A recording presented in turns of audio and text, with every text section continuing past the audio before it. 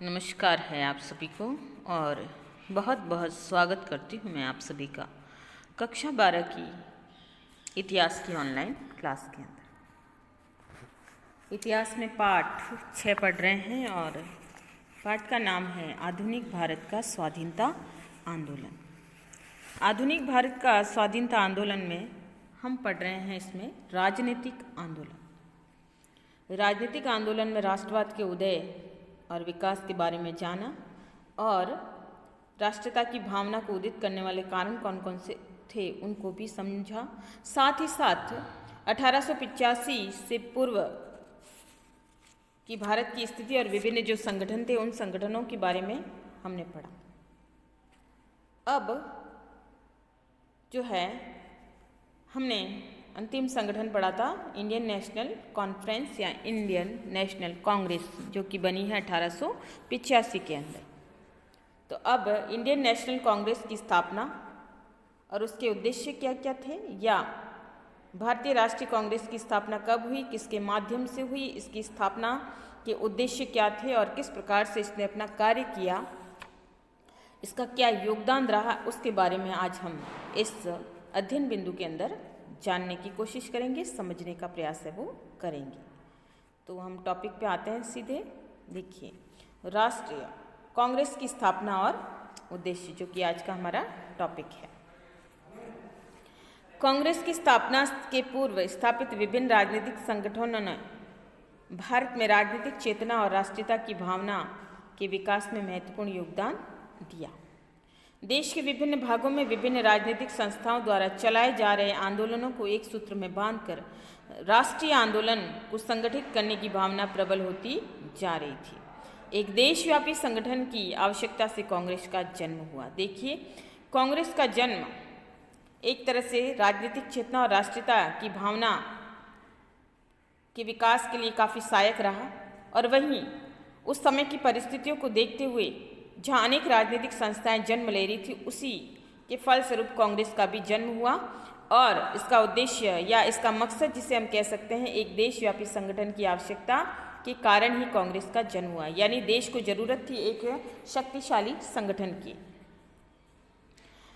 इसके जो संस्थापक हैं उनके बारे में समझते हैं कि ह्यूम, पूछा जाने वाला प्रश्न है, ह्यूम ने 1 मार्च 1883 को कलकत्ता विश्वविद्यालय के स्नातकों के नाम एक पत्र लिखकर भारतीय जनता का एक राजनीतिक संगठन बनाने की अपील की।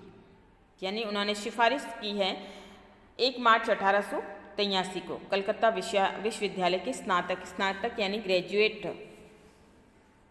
मई 1885 में ह्यूम जो है वायसराय डफरिन, उस समय वायसराय थे डफरिन इंडिया के, उनसे ह्यूम है शिमला में मिले, यानी शिमला में उससे भेंट की। उन्होंने डफरिन से कांग्रेस की स्थापना से पहले सलाह लेकर समर्थन प्राप्त किया कि वो कांग्रेस की स्थापना करना चाहते थे, उनमें भारतीयों को सम्मिलित करके, और उसके लिए जो वायसराय डफरिन था उससे वो शिमला में मिले और उसके बाद समर्थन प्राप्त किया। जुलाई 1885 में ह्यूम इंडियन नेशनल यूनियन के प्रतिनिधि के रूप में ब्रिटेन गए और राजनेताओं से बातचीत की। वहाँ इंग्लैंड के राजनेताओं से बातचीत की। कांग्रेस की स्थापना के पूर्व इसका नाम इंडियन नेशनल यूनियन रखना तय हुआ कि जब इसका शुरू में नाम इसका रखा गया तो इंडियन नेशनल यूनियन रखना तय हुआ। अवकाश प्राप्त अंग्रेज अधिकारी एलन ऑक्टेवियन ह्यूम, जो कि रिटायर्ड, जिसे हम कह सकते हैं अवकाश प्राप्त यानी रिटायर्ड अंग्रेज अधिकारी थे, और उदारवादी बुद्धिजीवियों के सहयोग से दिसंबर 1885 में भारतीय राष्ट्रीय कांग्रेस की स्थापना इनके माध्यम से की गई। यानी भारतीय राष्ट्रीय कांग्रेस के जो संस्थापक माने जाते हैं वो A.O. ह्यूम, जिनका पूरा नाम अगर पूछा जाता है तो एलन ऑक्टेवियन ह्यूम, ठीक है, जिनके माध्यम से कांग्रेस नामक संगठन की स्थापना हुई थी। कांग्रेस का प्रथम सम्मेलन या अधिवेशन पूना में होना था। पूना महाराष्ट्र के अंदर होना था। पूना में हैजा फैल जाने के कारण, यानी हैजा नामक बीमारी या महामारी है वो जो है पूना में फैल गई थी, जिसके कारण ये सम्मेलन है वो पूना में नहीं हो पाया, बल्कि ये बम्बई में आयोजित किया गया। कांग्रेस की प्रथम कांग्रेस का प्रथम सम्मेलन 28 दिसंबर 1885 को बम्बई के ग्वालिया टैंक स्थित गोकुलदास तेजपाल संस्कृत स्कूल में व्योमेश चंद्र बनर्जी की अध्यक्षता में हुआ। ग्वालिया टैंक ये मुंबई का एक खुला मैदान है, एक जगह है, आप टैंक ना समझें इसको। तो ये जो सम्मेलन हुआ था ये 28 दिसंबर 1885 को मुंबई के ग्वालिया टैंक नामक जो है विशाल मैदान है वहाँ पर हुआ, और इसमें गोकुलदास तेजपाल संस्कृत स्कूल में व्योमेश बनर्जी की अध्यक्षता में हुआ था, यानी इनकी अध्यक्षता में हुआ गोकुलदास तेजपाल। इसमें 72 प्रतिनिधि इसके अंदर शामिल हुए और इसमें बम्बई, मद्रास, बंगाल प्रेसिडेंसी, पंजाब, उत्तर पश्चिमी प्रदेश एवं अवध आदि के प्रतिनिधि शामिल थे, यानी काफ़ी भारतीय प्रतिनिधि इसके अंदर शामिल थे इस अधिवेशन के अंदर, या कह सकते हैं इस सम्मेलन के अंदर, जो कि बम्बई में आयोजित हुआ था। इंडियन नेशनल यूनियन के स्थान पर इसका नाम इंडियन नेशनल कांग्रेस भी रखा गया। शुरू में इसका नाम है वो इंडियन नेशनल यूनियन जो है इसका सुझाव ये रहा था, लेकिन बाद में इसका नाम है इंडियन नेशनल कांग्रेस रखा गया। और कांग्रेस शब्द का क्या अर्थ होता है? देखिए, कांग्रेस, ये प्रश्न भी पूछा जा सकता है कि कांग्रेस शब्द अमेरिका के इतिहास से लिया गया, ये अमेरिकन इतिहास से लिया गया शब्द है और जिसका अर्थ होता है लोगों का समूह। कांग्रेस का अर्थ होता है लोगों का समूह। ये भी आपको ध्यान रखना है कि कांग्रेस का अर्थ क्या होता है, लोगों का समूह, यानी जनसाधारण का समूह।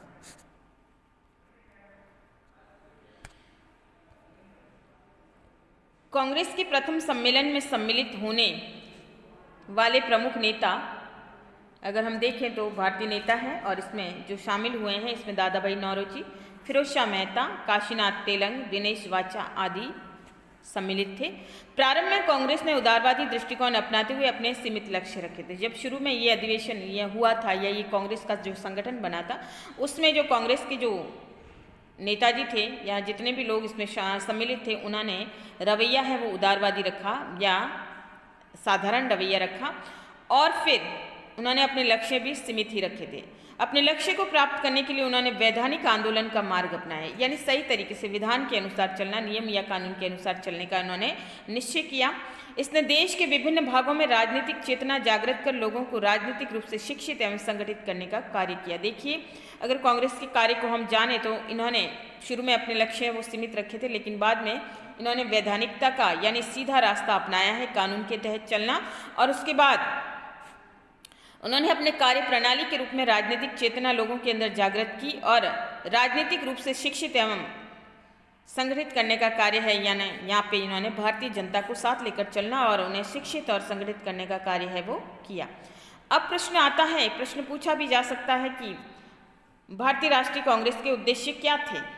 ठीक है, तो यहाँ पे उद्देश्य पूछे जा रहे हैं। तो उद्देश्य हम समझते हैं कि कांग्रेस के प्रथम अधिवेशन में अध्यक्ष WC बनर्जी ने कांग्रेस के 4 उद्देश्य बताए हैं, जो कि भारतीय राष्ट्रीय कांग्रेस के प्रमुख नेताओं में से एक थे। और उन्होंने पहला उद्देश्य बताया है कि देश हित के लिए कार्य करने वाले विभिन्न भागों के भारतीयों के बीच व्यक्तिगत संपर्क और मित्रता स्थापित करना, यानी भारत एक विशाल देश है और ऐसे में उत्तर, दक्षिण, पूर्व, पश्चिम विभिन्न भारतीय हैं जो भारत के लिए कार्य कर रहे थे और वो अपना योगदान देना चाहते थे। और ऐसे में जो WC बनर्जी जो कि बंगाली है, और आपने इसका उद्देश्य ये बताया कि भारत के विभिन्न कोनों कोनों में जो लोग रहते हैं उनसे व्यक्तिगत संपर्क स्थापित करना और मित्रता स्थापित करना और भारत के लिए जो है देश हित के लिए योगदान में अपना जो है सहयोग इसमें प्रदान करना। दूसरा उद्देश्य देखें कि देश प्रेमियों के बीच जाति, धर्म और प्रांतीय विद्वेष को मिटाना। जो सच्चे देश प्रेमी हैं उनके अंदर जाति, धर्म के आधार पे, नाम पे, उनकी मानसिकता में अगर किसी प्रकार का कोई दोष है तो उसे मिटाने का प्रयास करना और सर्वधर्म समभाव की भावना है वो विकसित करना। राष्ट्रीय एकता की भावना को विकसित एवं दृढ़ करना। उनका उद्देश्य एक ही होना चाहिए कि राष्ट्रीय हित या राष्ट्रीय एकता की भावना को बढ़ावा देना। महत्वपूर्ण राजनीतिक और सामाजिक प्रश्नों पर भारत के शिक्षित वर्ग के मत को व्यक्त करना, यानी भारत के शिक्षित वर्ग को इसके अंदर सम्मिलित करना ताकि वो अपने बुद्धिजीवी विचारों के आधार पर अपना योगदान है वो दे सकता है। चौथा उद्देश्य अगर हम देखें तो चौथे उद्देश्य में उन नीतियों एवं उपायों को निर्धारित करना जो आगे के वर्ष में सार्वजनिक हित के लिए राजनीतिज्ञों के लिए आवश्यक हो, कि नए नए ऐसे नियम वगैरह बनाना कि जब आने वाले समय में सबके हित को लेकर चलने वाले और जो राजनीतिज्ञ है, जो राजनीति में हिस्सा लेंगे, उनके लिए भी वो नियमों का पालन करना आवश्यक हो। तो ऐसे उद्देश्य इसके निर्धारित किए गए थे। कांग्रेस की प्रमुख मांगों में रॉयल कमीशन की नियुक्ति, देखो इसकी मांगे क्या क्या थी। रॉयल कमीशन की नियुक्ति, विधायिका सभा या काउंसिलों में अधिक संख्या में चुने हुए प्रतिनिधि लिए जाएं, यानी भारतीयों को अधिक से अधिक शामिल किया जाए। उत्तर पश्चिम प्रदेश और पंजाब में ऐसी काउंसिल बनाई जाए, इन काउंसिलों को बजट पर बहस करने का अधिकार दिया जाए, यानी जो पैसा भारतीय धन है जो ब्रिटिश सरकार खर्च कर रही है या जो पैसा उनको दिया जा रहा है, उस बजट पर बहस करने का अधिकार उनको दिया जाए, ये भी उनकी मांग थी। सिविल सर्विस की परीक्षा ब्रिटेन के साथ भारत में भी आयोजित की जाए, यानी ब्रिटिश सरकार से ये अनुरोध किया जाए कि जो सिविल सेवा है, जो सरकारी नौकरियों के लिए जो परीक्षाएं आयोजित करती थी या की जाती थी, उसमें भारतीयों को ब्रिटेन जाना पड़ता था और वहाँ पर जाना एक बहुत ही महंगा खर्च वाला काम होता था, हर कोई वहाँ जा नहीं सकता था। तो इसके लिए उन्होंने मांग रखी कि सिविल परीक्षा जो है, सिविल सर्विस की परीक्षा ब्रिटेन के साथ भारत में भी आयोजित की जाए, अर्थात जो लोग भारत में देना चाहे वो परीक्षा भारत में दें और जो ब्रिटेन जाने को इच्छुक है वो ब्रिटेन जाकर अपनी परीक्षाएं दें। सेना के खर्च में कमी की जाए। भारतीय सेना यानी जो ब्रिटिश अधिकृत सेना थी या ब्रिटिश सरकार है, सेना के ऊपर बहुत अधिक खर्च करती थी और ऐसे में इन कांग्रेसी नेता जो थे, इनकी ये भी मांग थी कि जो ब्रिटिश सेना अनगिनत पैसा है वो सेना पे बहाती है पानी की तरफ, तो उसके ऊपर भी खर्चे में कमी की जाए। कांग्रेस द्वारा स्वीकृत प्रस्तावों का समर्थन करने का अनुरोध देश के विभिन्न राजनीतिक संगठनों से किया गया, यानी जो इस प्रस्ताव जो है जनता के सामने रखे जा रहे थे, ब्रिटिश सरकार के सामने रखे जा रहे थे, तो ऐसे में कांग्रेस चाहती थी कि देश के विभिन्न राजनीतिक संगठन हैं वो भी उनका साथ दे और उसका अनुरोध भी उन्होंने विभिन्न संगठनों से किया समर्थन के लिए। कांग्रेस का दूसरा अधिवेशन, यहाँ अधिवेशन कर सकते हैं, 28 दिसंबर 1886 को कलकत्ता में करने का निश्चय किया गया। A.O. ह्यूम कांग्रेस के महासचिव चुने गए, उनको महासचिव बनाया गया। कांग्रेस के प्रथम अधिवेशन का समापन करते हुए A.O. ह्यूम ने ब्रिटिश साम्राज्ञी विक्टोरिया की प्रशंसा की कि जब ये सम्मेलन समाप्त हुआ और उस दौरान उन्होंने अपनी महारानी, ब्रिटिश महारानी विक्टोरिया साम्राज्ञी, जिन्होंने एक जो है संपूर्ण विश्व में एक अपना विशाल औपनिवेशिक साम्राज्य स्थापित किया था, तो साम्राज्ञी शब्द यहाँ पे यूज़ किया गया है या काम में लिया गया है और ऐसे में विक्टोरिया जो कि उनकी महारानी थी, उनकी प्रशंसा की। यदि ह्यूम ने शिक्षित भारतीयों के बढ़ते असंतोष को रोकने के लिए कांग्रेस का सुरक्षा वाल्व के रूप में प्रयोग करना चाहा या उपयोग करना चाहा, यहाँ पे शब्द हैं, गलतियां हैं, आप सुधार सकते हैं, यहाँ पे करना है आप कर सकते हैं और यद्यपि, यहाँ पे यदि नहीं है, यहाँ यद्यपि होगा कि कांग्रेस को लेकर जो है ब्रिटिश हित साधना चाहते थे A.O. ह्यूम और शिक्षित भारतीयों को साथ लेकर चलना चाहते थे, इसलिए वो ब्रिटिश कानून के लिए सुरक्षा वाल्व की तरह, सेफ्टी वाल्व के रूप में वो कांग्रेस का उपयोग करना चाहते थे। लेकिन कांग्रेस के जो उदारवादी बुद्धिजीवी कांग्रेसी नेता थे, उन्होंने अंग्रेजी प्रहार से बचने के लिए, यानी वो अंग्रेजी नीतियों से बचने के लिए उन्होंने उसे तड़ित चालक के रूप में उपयोग करने का प्रयास किया, यानी लाइटनिंग कंडक्टर के रूप में उपयोग करने का प्रयोग है किया। कांग्रेस के प्रथम अधिवेशन में भारत के विभिन्न वर्ग के प्रतिनिधियों ने भाग लिया। यहाँ पे जो कांग्रेस का अधिवेशन हुआ था उसमें बहुत सारे लोगों ने भाग लिया था। कांग्रेस प्रति वर्ष दिसंबर में देश के विभिन्न स्थानों पर अपने अधिवेशन करने लगी। हर साल है कांग्रेस से अपने अधिवेशन, अपनी बैठकें, अपने सम्मेलन आयोजित करने लगी थी और देश के विभिन्न लोग हैं इसमें शामिल होते थे, बुद्धिजीवी नेता इसमें सम्मिलित होते थे। कलकत्ता में हुए कांग्रेस के दूसरे अधिवेशन की अध्यक्षता जो है वो दादा भाई नौरोजी ने की थी और मद्रास में 1887 ईस्वी में हुए कांग्रेस के तीसरे अधिवेशन की अध्यक्षता है वो बदरुद्दीन तैयब जी ने की थी और ये कांग्रेस के प्रथम मुस्लिम अध्यक्ष थे। तो यहाँ पे हिंदू और मुस्लिम दोनों ही नेता यहाँ पे सम्मिलित थे। 1888 में कांग्रेस के वार्षिक अधिवेशन के अध्यक्ष जॉर्ज यूल थे। ये कांग्रेस के पहले यूरोपीय अध्यक्ष थे कि इसमें चूँकि A.O. ह्यूम एक यूरोपीय अधिकारी थे और ऐसे में यूरोपीय लोग भी इसमें शामिल थे और भारतीय नेताओं को उसमें सम्मिलित करके जो है कांग्रेस चलाई जा रही थी। तो ऐसे में जो है अधिवेशन में अलग अलग लोगों के माध्यम से अध्यक्षता की गई। तो यहाँ पर मुस्लिम है बदरुद्दीन तैयब जी, उन्होंने भी इसकी अध्यक्षता की और 1888 में कांग्रेस के वार्षिक अधिवेशन के अध्यक्ष जॉर्ज यूल थे और ये एक यूरोपियन अध्यक्ष थे। 1889 में कांग्रेस के बम्बई अधिवेशन में विलियम बेडेनबर्ग है वो इसके अध्यक्ष बने, तो ये भी एक यूरोपियन जो है कह सकते हैं थे। तो ये था कांग्रेस की स्थापना और इसके उद्देश्य। अब हम देखते हैं 1885 से 1907 ईस्वी तक की कार्यप्रणाली और किस प्रकार से कांग्रेस और अंग्रेजों के मध्य तालमेल रहा या बिखराव जो भी है, उन परिस्थितियों को हम देखते हैं और इसे उदारवादी युग का नाम दिया गया। 1885 से 1905 तक का समय है। कांग्रेस के 1885 से 1905 तक के युग को उदारवादी युग कहा गया है। इस काल में उदारवादी भारतीय नेताओं का दृष्टिकोण सुधारवादी था। सुधारवादी यानी उनका रवैया था कि जो है भारतीय व्यवस्था में सुधार किया जाए, प्रशासनिक व्यवस्था में सुधार किया जाए, संवैधानिक तरीकों में सुधार किया जाए। तो उन्होंने संवैधानिक तरीके से अपनी मांगों को ब्रिटिश सरकार के समक्ष रखा, यानी वैधानिक तरीके से, नीतिगत तरीके से उन्होंने ब्रिटिश सरकार के सामने उन्होंने प्रार्थनाओं के माध्यम से, स्मृतियों के माध्यम से और भी अनेक जो है सौहार्दपूर्ण तरीकों से उन्होंने अपनी मांगों को ब्रिटिश सरकार के आगे रखा। उन्होंने प्रार्थनाओं, स्मृति पत्रों आदि के माध्यम से ब्रिटिश सरकार के सामने प्रस्तुत किया। उनका उद्देश्य बड़ी संख्या में भारतीय जनता को राष्ट्रवादी राजनीति की धारा में लाना था, यानी वो भारतीयों को इसमें सम्मिलित करना चाहते थे। वे भारतीयों को राजनीतिक रूप से शिक्षित कर जन जागृति लाना चाहते थे। भारतीयों में बहुत ज़्यादा पिछड़ापन था, ऐसे में ये उदारवादी जो नेता थे वो भारतीयों को शिक्षित भी करना चाहते थे और राजनीतिक क्षेत्र में उनको लाना चाहते थे। भारतीय जनता में जो है जन जागृति लाने का प्रयास था इनका। दोनों स्थानों पर भारतीय जनता की मांगे न्याय संगत बताकर ब्रिटिश शासकों की सहानुभूति प्राप्त कर सके और उन्हें न्याय प्राप्त हो। उनका प्रयास यही रहता था कि वो उन्हें ब्रिटिश शासकों की सहानुभूति मिले। इस संबंध में कांग्रेस ने अपने विभिन्न प्रतिनिधि मंडल भी ब्रिटेन की तरफ भी उन्होंने भेजे, विभिन्न जो है ग्रुप उन्होंने भेजे।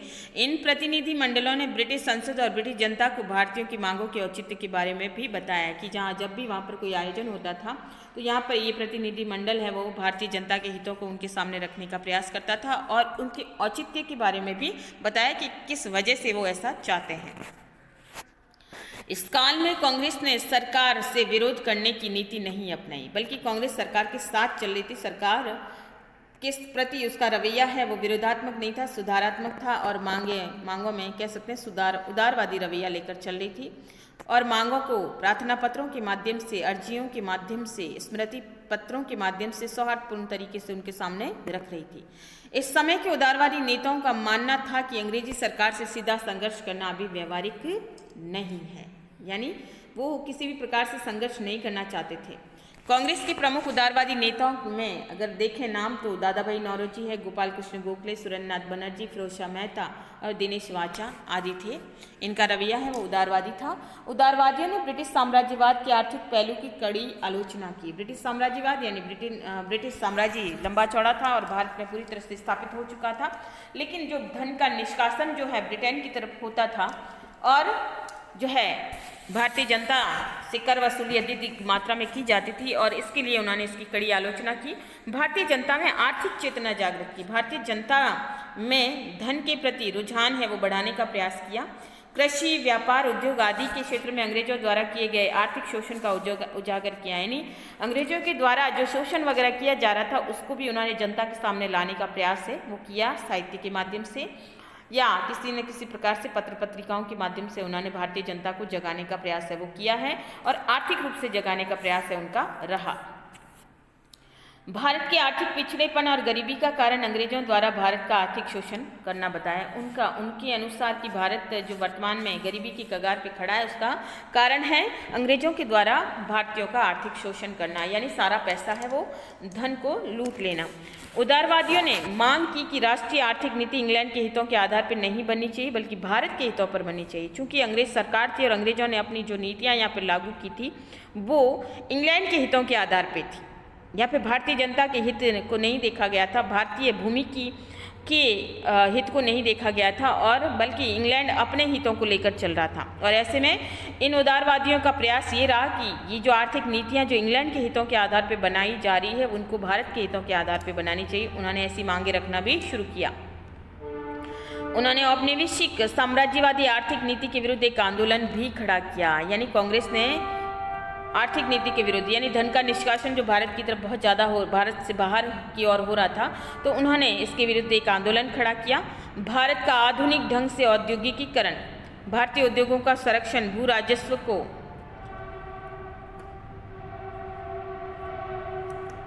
कम करना इन्होंने मांग में रखा।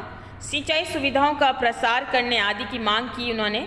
औद्योगिक प्रदर्शनियां लगाना कांग्रेस के कार्यक्रम का एक भाग बन गया। यानी यहाँ पर कांग्रेस से विभिन्न मूलभूत सुविधाएं हैं वो अंग्रेजी सरकार से मांग रही है और उन्होंने कई चीज़ों को कम करने का प्रयास किया, चाहे वो कर है, टैक्स की दरें हैं या सिंचाई सुविधाएं हैं, इन सबको देने का प्रयास उन्होंने किया। यहाँ पे हम दो नेताओं को देख सकते हैं। ये इसमें एक तो दादा भाई नौरोजी है और दूसरा बदरुद्दीन तैयब जी है। तो ये दोनों नेता जो फिरोज शाह मेहता है यहाँ पे, ये दोनों नेता जो कि उदारवादी नेता माने जाते हैं राष्ट्रीय कांग्रेस के उदारवादी नेताओं में।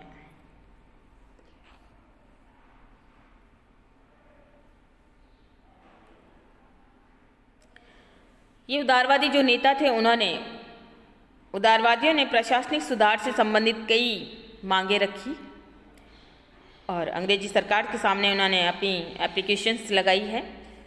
इन मांगों में लोक सेवाओं में भारतीयों की नियुक्ति, यानी जो सिविल सर्विसेज वगैरह है उसमें भारतीयों को नियुक्ति दी जाए। लोक सेवाओं का भारतीयकरण करना, यानी परीक्षाओं को भारत में आयोजित करना और कार्यपालिका एवं न्यायपालिका के कार्यों का पृथक्करण करने की मांग की, यानी दोनों को अलग अलग कर दिया जाए। शस्त्र कानून जो भारतीयों के ऊपर लगाया गया था कि भारतीय शस्त्र नहीं रख सकते, उस शस्त्र कानून को हटाने की मांग भी उन्होंने रखी, यानी भारतीयों को शस्त्र रखने का अधिकार दिया जाए। सेना संबंधी खर्चों में कमी करना, अंग्रेज सरकार बहुत अधिक सेना के ऊपर खर्च करती थी, उनको जो है प्रशिक्षण में या उनको वेतन में बहुत अधिक पैसा चलता था और ख़ास तौर से यूरोपीय लोगों को बहुत अधिक वेतन भी दिया जाता था और भारतीयों और यूरोपीय जो है सैनिकों के वेतन में बहुत ज़्यादा फर्क होता था। तो ऐसे में उन्होंने ये मांग की कि जो सेना के खर्च के ऊपर जो पैसा बहाया जा रहा है पानी की तरफ, उन्हें भी कम किया जाए। इस काल में उदारवादी संवैधानिक तरीके से विधायी परिषदों में सुधार की मांग उठाते रहे। ब्रिटिश सरकार द्वारा 1892 का एक अधिनियम पारित किया गया और इस अधिनियम द्वारा केंद्र एवं प्रांतीय विधायी परिषदों में भारतीयों की संख्या में वृद्धि की गई। इनकी मांगों को देखते हुए ब्रिटिश सरकार ने एक नया नियम बनाया 1892 के अंदर और इसके चलते भारतीय सदस्यों की संख्या को बढ़ावा दिया गया। एक प्रकार से अप्रत्यक्ष चुनाव प्रणाली की व्यवस्था की गई थी, यानी इसमें प्रत्यक्ष चुनाव नहीं था, जिनको उन्होंने चाहा उनको चुन के इसमें डाल दिया। सदस्यों को प्रश्न पूछने एवं बजट पर बहस करने का अधिकार दिया गया है, यानी जो सदस्य इसके अंदर सम्मिलित किए गए थे उनको ब्रिटिश सरकार से वो प्रश्न पूछ सकते थे और किसी बजट का खर्चा कहाँ पे हो रहा है, किस प्रकार से व्यय हो रहा है, उस पर भी उनको प्रश्न पूछने का अधिकार दिया गया। भारतीय 1892 के अधिनियम से संतुष्ट नहीं थे, उन्होंने अधिक अधिकार दिए जाने की मांगे उठाई। ये उदारवादी नेता है, उनको हालांकि इसमें सम्मिलित किया गया था लेकिन फिर भी उन्हें ये रुचिकर नहीं लगा, बल्कि वो संतुष्ट नहीं थे। उन्होंने चाहा कि उन्हें और अधिक अधिकारों की जो है मांग उठाई और उन्हें अधिकारों की मांग उन्होंने की। उदारवादी भाषण की स्वतंत्रता, विचारों की अभिव्यक्ति की स्वतंत्रता, संगठन बनाने की स्वतंत्रता आदि नागरिक अधिकारों की रक्षा के लिए प्रयत्नशील रहे। इस काल में कांग्रेस को अधिक सफलता नहीं मिल पाई, फिर भी उन्होंने भारतीयों को सामान्य राजनीतिक, आर्थिक और सांस्कृतिक हितों के प्रति जागरूक किया, जनता को राजनीतिक कार्य के लिए प्रशिक्षित किया, जनतंत्र, नागरिक स्वतंत्रता और राष्ट्रवादी विचारों को लोगों तक पहुंचाए। तो इस कांग्रेस ने जो है अपने विचार है वो लोगों तक पहुंचाने जारी रखे, अपनी मांगे भी जारी रखी, जिसमें उन्होंने भाषण की स्वतंत्रता, विचारों की अभिव्यक्ति, संगठन बनाने की स्वतंत्रता और भारतीयों को आर्थिक, राजनीतिक, सांस्कृतिक हितों के प्रति उन्होंने जागरूक भी किया तथा इस हेतु उन्होंने अपना लगातार कार्य भी जारी रखा। अब है ब्रिटिश सरकार की कांग्रेस के प्रति नीति कैसी थी। कांग्रेस, क्योंकि शुरू में तो जब ए.ओ. ह्यूम ने इसकी स्थापना की थी तो कांग्रेस का रवैया काफ़ी उदारवादी था, लेकिन धीरे धीरे कांग्रेस ने अपनी मांगों को बढ़ाना शुरू कर दिया और इससे ब्रिटिश सरकार को कांग्रेस से थोड़ा सा भय लगने लग गया था और उनको लगने लगा कि कांग्रेस कहीं उनके खिलाफ ना खड़ी हो जाए। तो देखिए ब्रिटिश सरकार की कांग्रेस की प्रति नीति कैसी रही। 1886 में जब वायसराय डफरिन ने कांग्रेस के प्रतिनिधियों के लिए कलकत्ता में स्वागत समारोह आयोजित किया, 1888 में कांग्रेस की स्वरूप के बदलने से ब्रिटिश सरकार कांग्रेस के प्रति शंकालु हो गई, यानी कांग्रेस से लगातार मांगे कर रही थी और किसी न किसी प्रकार की जो है अर्जियां लगाई रही थी। तो ऐसे में अब जो लॉर्ड डफरिन था उस समय, वायसराय डफरिन, वो उसने कलकत्ता में जो है अधिवेशन आयोजित किया, समारोह आयोजित किया और इस दौरान 1888 के समय कांग्रेस का बदला हुआ स्वरूप जब वो देखा तो ब्रिटिश सरकार को कांग्रेस के प्रति थोड़ी शंका हो गई कि कहीं ये उनके विरोध में न खड़ी हो जाए। डफरिन ने 1888 में कांग्रेस को भारतीय जनता के बहुत सूक्ष्म भाग का प्रतिनिधि बताया और आखिर में उसने खुन्नस निकाली या चिढ़कर उसने कहा कि कांग्रेस भारतीय जनता का बहुत छोटे से भाग का प्रतिनिधि करती है, बहुत ही छोटे से भाग का, यानी संपूर्ण भारत का प्रतिनिधि कांग्रेस नहीं करती है प्रतिनिधित्व, बल्कि बहुत ही छोटे से भाग का प्रतिनिधित्व करती है। वायसराय कर्जन कांग्रेस को समाप्त करना चाहता था। कर्जन जिसने बंगाल विभाजन किया था 1905 में, और कर्जन जब भारत में था, वायसराय बनकर आया था, तो वो कांग्रेस जैसी संगठन को नहीं चाहता था। वो चाहता था कि इसे पूरी तरह से समाप्त कर दिया जाए। और 1900 में लॉर्ड कर्जन ने भारत सचिव को लिखा कि कांग्रेस धीरे धीरे लड़खड़ा कर गिर रही है और भारत में रहते हुए मेरी बड़ी आकांक्षा है कि मैं इसकी शांतिपूर्ण मृत्यु को देखूं। यानी ये संगठन कोई शक्तिशाली संगठन है वो साबित नहीं हो रहा है, बल्कि धीरे धीरे इसका वर्चस्व है वो खत्म हो रहा है। उसके लिए लॉर्ड कर्जन ने जो है अपनी बात है भारत सचिव उसको लिखा है और उसने ये कहा कि कांग्रेस धीरे धीरे लड़खड़ा कर गिर रही है, यानी इसका वर्चस्व धीरे धीरे खत्म हो रहा है और भारत में रहते हुए मेरी काफ़ी इच्छा है कि मैं जब तक मैं वायसराय बन के यहाँ रहूँ तब तक मैं कांग्रेस के संगठन को समाप्त होते हुए देखूँ, यानी शांतिपूर्ण मृत्यु को मैं देखूँ। राष्ट्रवादी आंदोलन के विकास एवं भारतीयों में बढ़ती एकता की भावना से ब्रिटिश सरकार चिंतित होने लगी। चूँकि कांग्रेस है वो लगातार अपने कार्य करे जा रही थी। अंग्रेजों ने फूट डालो और राज करो की नीति का अनुसरण किया। अब अंग्रेजों को लगने लगा था कि कांग्रेस और या भारतीयों को आपस में लड़ाया जाए और उन्होंने फूट डालो और राज करो की नीति अपनाई। और उस समय के नेता थे सर सैयद अहमद खां, जिन्होंने अलीगढ़ विश्वविद्यालय की स्थापना की थी मुस्लिम विद्यार्थियों के लिए, और ये अंग्रेजों के पक्के समर्थक थे। तो अंग्रेजों ने सर सैयद अहमद खां और अन्य ब्रिटिश समर्थक जो अन्य नागरिक थे, अन्य जो नेता थे, उनको अपने साथ सम्मिलित किया और कांग्रेस विरोधी आंदोलन प्रारंभ करने के लिए प्रोत्साहित किया, यानी उन्हें उत्साहित किया कि वो कांग्रेस के विरोध में अपने आंदोलन करें। हिंदुओं एवं मुस्लिमों के बीच फूट डालने का प्रयास भी किया गया।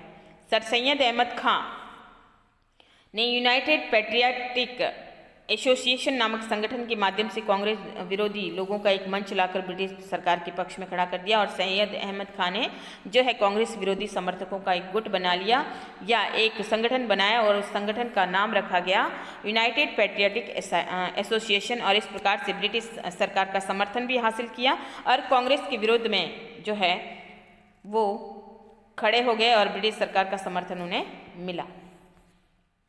ये था आज का हमारा छोटा सा टॉपिक और आशा करती हूँ कि आपको समझ में आया होगा। धन्यवाद।